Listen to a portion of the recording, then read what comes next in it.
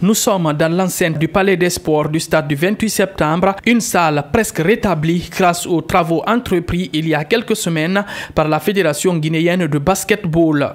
Nous avons changé la toiture, nous avons amélioré la structure. Aujourd'hui, Dieu merci, toute la panoplie, c'est-à-dire d'équipement, on a le revêtement synthétique de sol qui est là, on a les panneaux qui sont là, on a aussi le tableau d'affichage qui est sur Conakry. Donc aujourd'hui, c'est une toute petite salle, mais la fédération peut se taper la poitrine déjà et de pouvoir organiser à court terme des compétitions, j'allais dire, correctes et propres.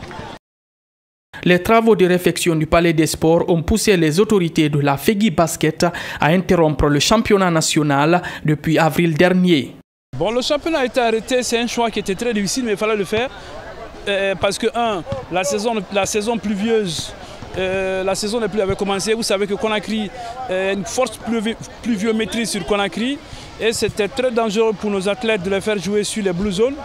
Et vous savez très bien que moi, basket et pluie ne vont pas ensemble. Quand le sol est glissant et quand les joueurs se blessent, ça handicape les joueurs et ça demande beaucoup de frais au club pour remettre ces joueurs en état. Donc, et en plus, le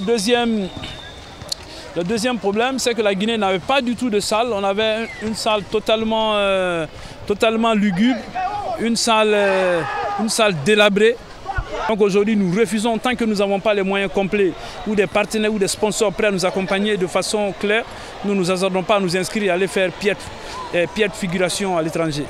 Les basketteurs subissent les conséquences de cette suspension. En manque de compétition, beaucoup d'entre eux régressent. L'entraîneur du Orea Basketball évoque les difficultés rencontrées.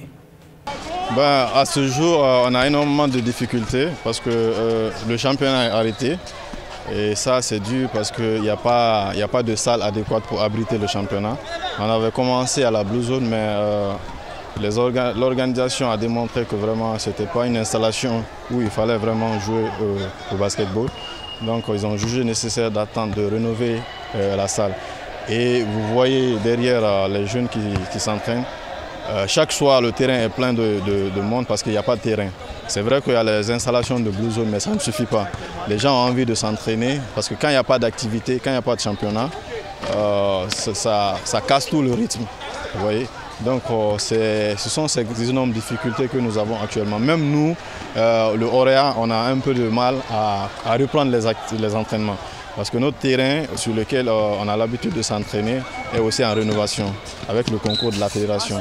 Donc si les bonnes volontés pouvaient nous aider dans ce sens, qu'on ait vraiment, non pas seulement la seule salle qu'on a ici, le Palais des Sports, mais d'autres salles, qu'on puisse aussi vraiment s'épanouir dans l'exercice de nos différentes fonctions. Sakoba Keita compte aller au bout de ses efforts en vue de réaliser le rêve de voir le basket guinéen rayonner à travers le monde.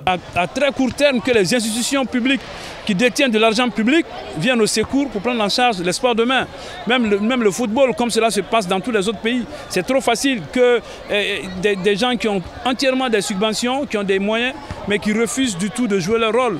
Aujourd'hui, les universités, vous l'avez dit tout de suite tantôt, le Duc, c'est Dakar University Club qui se déplace sur Maputo. Ici, tu as l'université Gamal Abdel Nasser qui n'a pas de club de basket, qui a eu autant d'autres recteurs, d'autres clubs. Donc il faudra aussi que le combat soit entier, qu'on ait la chance d'avoir des directeurs et des recteurs et des PDG patriotes, parce que moi je vois que c'est d'autres qui n'aiment pas leur pays, parce qu'ils financent tout, ils financent à grands frais. Moi je vois deux fois des tournois universitaires qui sont mieux financés par exemple que le championnat national et qui donnent rien, qui n'ont pas de visibilité.